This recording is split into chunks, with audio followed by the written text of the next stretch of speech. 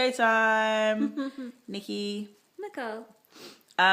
We haven't done a video for about a week and a half. We've been sort of just riding the wave ourselves, so we haven't. Of the 2-week wait. Of the dreaded 2-week wait.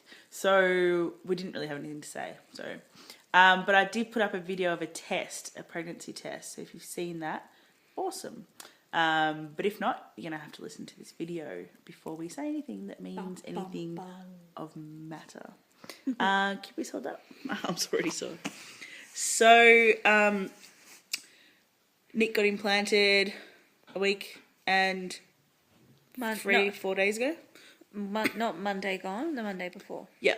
And since then, we waited a good 3 days before we did a pregnancy test. And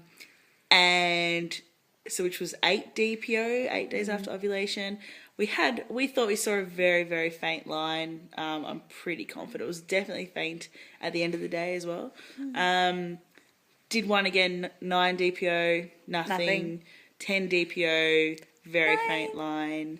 11 DPO, darker line. 12, darker. And then on the 13 DPO, we did a clear blue one, which came up saying... Pregnant! Yay! So far all's good. So yeah, we're pretty stoked. One of our friends has labelled us Team One and Done from the beginning. So we were hoping that it would only take one go, and so far it's looking very good.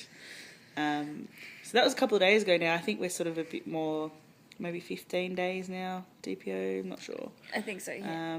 I've lost count. We didn't do a test today, did we? No.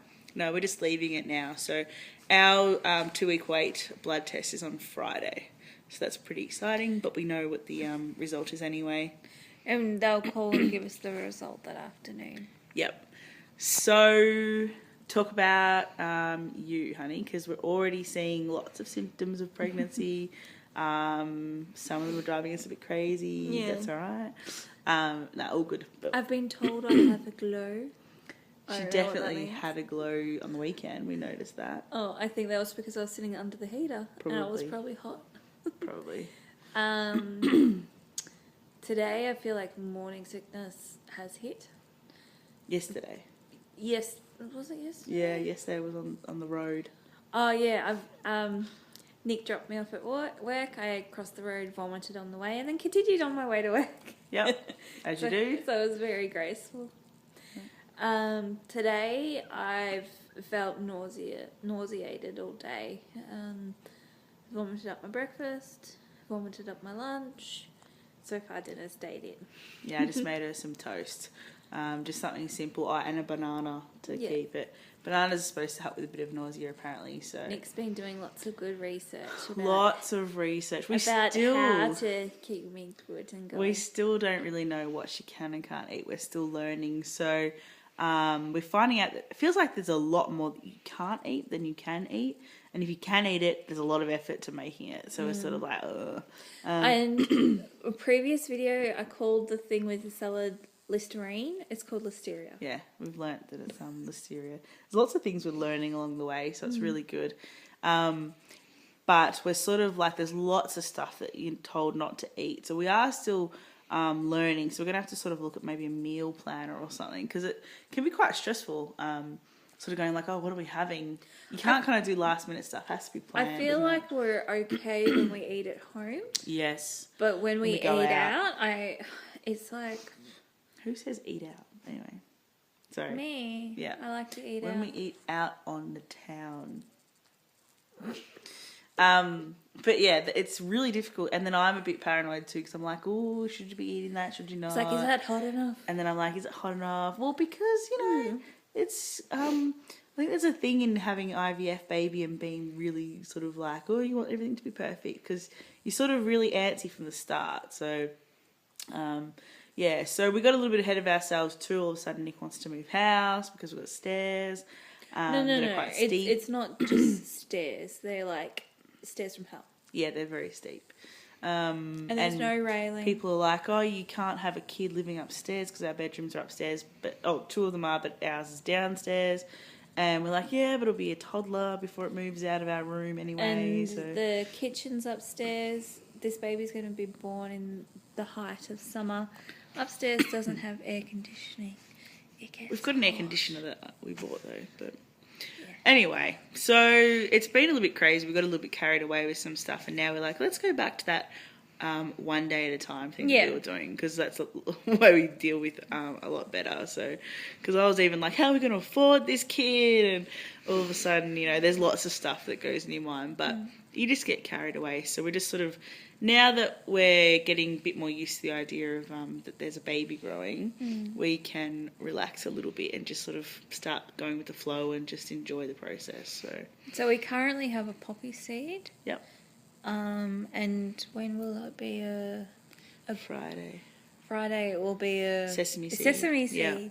So because you go from the first day of your last period, they've sort of said that Nick is on Friday should be 5 weeks pregnant. So that's pretty good that it goes like that. So because obviously some of it's done in the clinic. But yeah, so 5 weeks on Friday. So it's still very early. We have told family and some close friends, even some 1 or 2 work friends, I think. But it's probably going to be harder to keep if you're sort of feeling sick all the time. But very early days, but we're very positive still. So I'm very happy. This is going to go all the way, team 1 and done.